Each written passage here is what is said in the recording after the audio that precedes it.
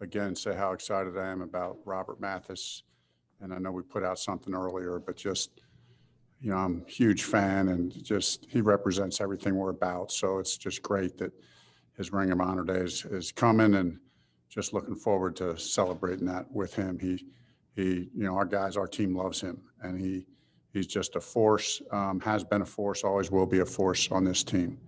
And also just make a quick comment on just the first day out there, having the team here. It's great to be around the guys. I mean, this is, as a coach, it's what it's all about. It's getting around the players, developing that chemistry, the cohesiveness as a team, getting to work on the basics, the fundamentals and technique that are so important to this game. And you can't ever get too far away from that. Be able to work on scheme things. We have new coaches, new players. So just feel like this is important work for this time. And, our players have, all volunteered to be here. So we're excited about the time that we get with them. And, you guys will hear, if you haven't heard, Carson was not here today, under the weather, nothing, it's not COVID related. So it was just a bug or something. So hoping that's a 24-hour thing, and he'll be good for tomorrow. So, all right, Christian, sorry about that. You're fine. Mike Chappell, you can go ahead and get it started. Frank, how you doing? Hey, Mike. Coaches have always inherently more is better, and as far as hands-on with players. What went into the compromise with Ryan Kelly? Talked about it quite a bit, about the 2 weeks. And, I mean, is it a little bit of you nervous about 2 weeks, or are you comfortable that you can get done what you need to get done with that long time off before camp? Yeah, no, I'm confident that we'll get a lot of work done in this 2 weeks. We just worked through it. I worked through it with the players, and Chris and I did, and, just to try to find something that worked. There's no perfect solution. You trust each other. You say, okay, what's the objective here? We need to get some time. We got, new coaches, new quarterback. What's a reasonable solution to this, where we can do what we need to do to take the steps at this time that you want to take.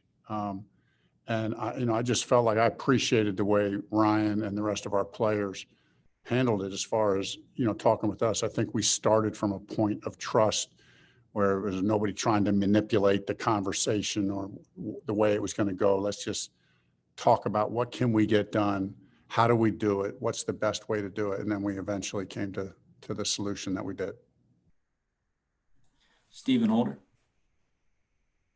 Hey, Frank. I don't know if this is a fair question, but whatever. So the second year in a row, you guys have had to make a quarterback move.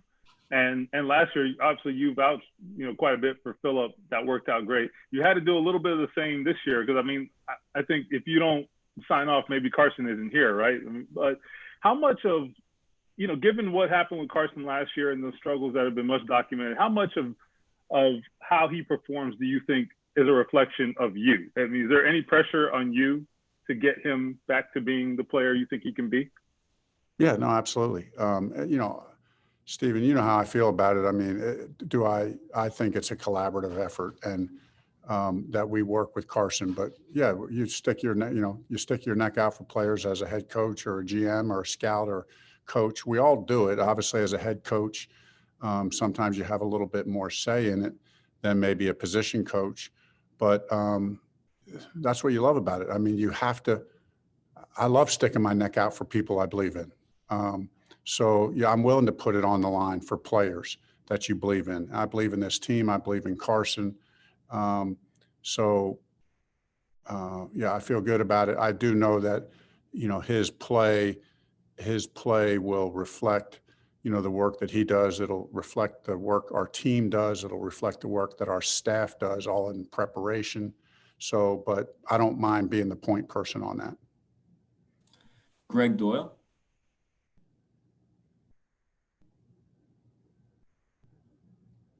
Hey, Greg, I think you're muted. I was just bragging that I tried Alt-A and got myself off mute and apparently I don't know how to do it yet, so never mind. Listen, kind of a combo question, so I don't have to get cut off. I'm going to ask you two.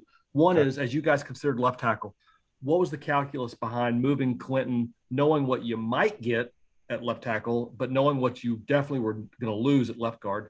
And then part two is he's just been playing 3 years. Is it too soon to consider where he's going to rank someday among the all-time greats, or is that kind of because I'm about to do that? Am I doing this too soon or what? No, probably not. I mean, you know, obviously we feel probably the same way the way I'm guessing you do. And, you know, when we said that we were considering all options, which was considering moving Quenton out there to left tackle, that's a fair statement. It was a true statement. That was not an option that we wanted to have to do up front, you know, right from the very start. You know, as Chris and I and the staff talked about it, it was a legitimate option, but you got a guy who's one of the best left guards in the game. Maybe he'll end up being, as you said, Greg, one of the best ever. But you talk about sticking your neck out. That would be sticking your neck out, moving the best, you know, one of the best at his position and taking him off that position. So we did want to do everything we could do to keep him at left guard. We were keeping the option open to put him out there, but we knew we were going to work pretty hard against that. And I just give Chris a lot of credit for, in typical Ballard fashion, was very patient. He was very patient. He looked at all the options, had multiple plans, plan A, plan B, backup plans. And, you know, it ended up playing out. I really think the way Chris originally envisioned it working out. So, and the patience was a good thing. Thank you. Joel Erickson.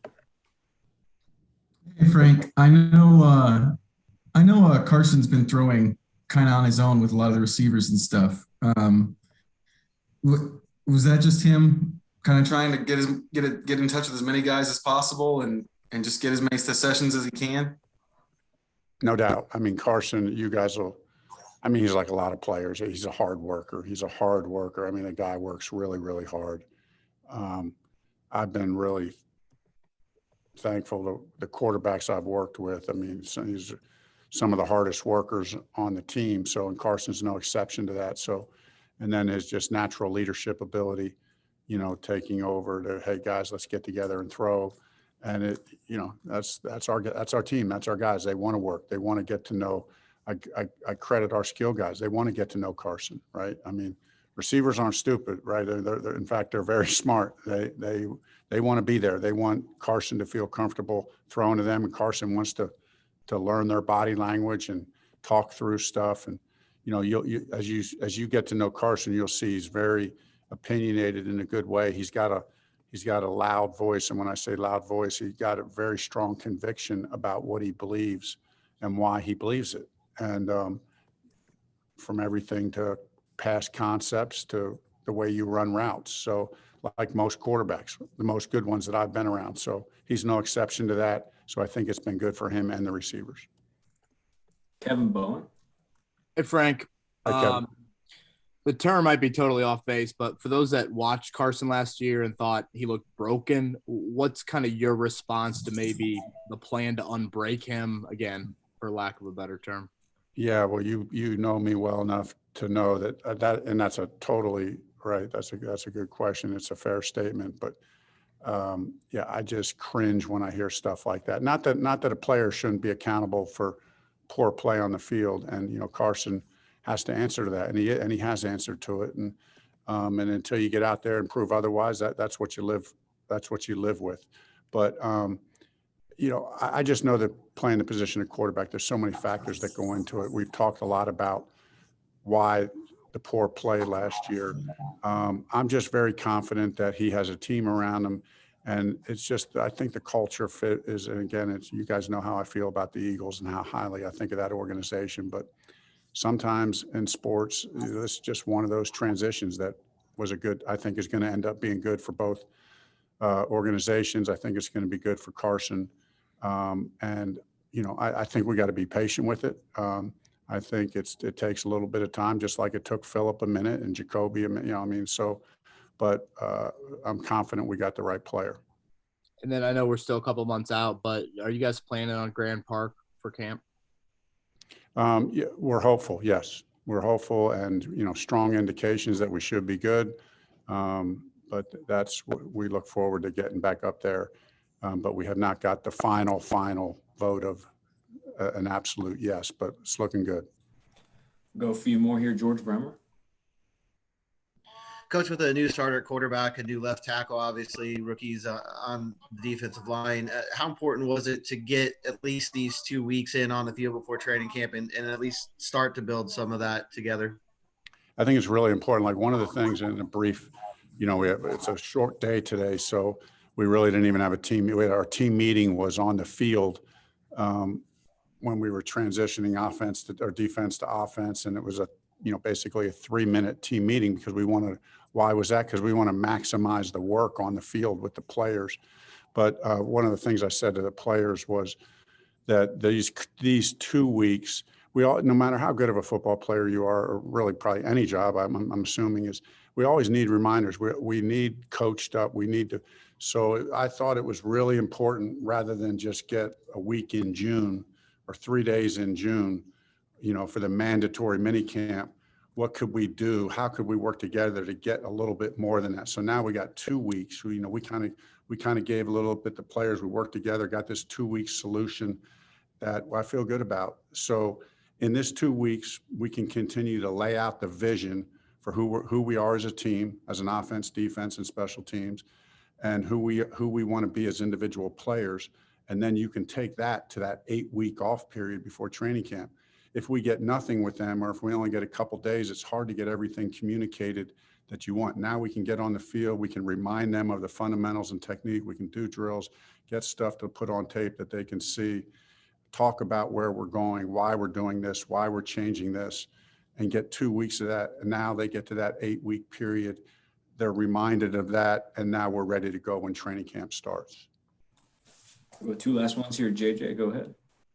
Coach, you've coached wide receivers and quarterbacks. I'm just curious, in developing that rapport between quarterback and wide receiver, how much of a two-way street is that, with the receiver saying, this is how I run this route, the quarterback saying, this is how I like to throw that route. And kind of on top of that, how does having a guy like T.Y., who's been in the league for a while, who's caught passes from a number of different quarterbacks, maybe kind of trickle down to the rest of a younger receiver room and developing that relationship with Carson? Yeah, it's definitely a two-way street.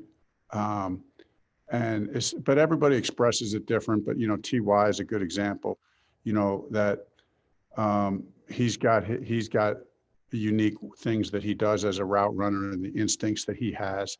So it's important. It's important that gets communicated to the quarterback and what the receiver sees.